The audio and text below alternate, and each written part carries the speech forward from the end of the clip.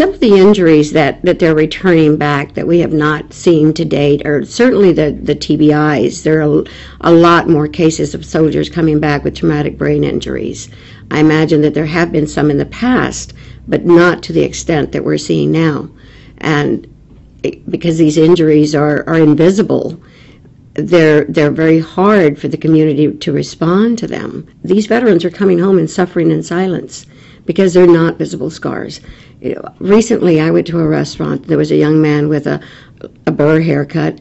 That was my first indication that he was in the military, and he was physically injured. I could see that his legs had been damaged, and I asked him if he was in the military, and he responded, "Yes, ma'am." So I knew that there was an injury. There could have been another individual sitting there with invisible scars, a post-traumatic stress disorder, a TBI, and I would not have been able to tell. I really don't think that that our government is prepared to handle these invisible scars as they are handling physical injuries.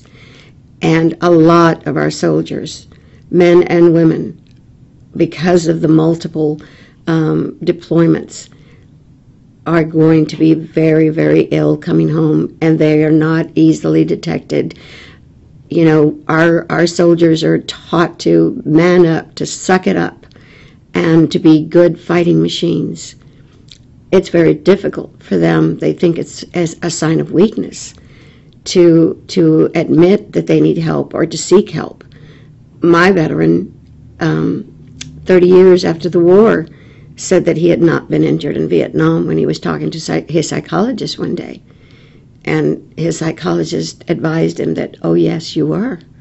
Sometimes they don't acknowledge it, sometimes they don't know it, and sometimes the stigma of saying, I have a mental health issue, is too great for them to bear.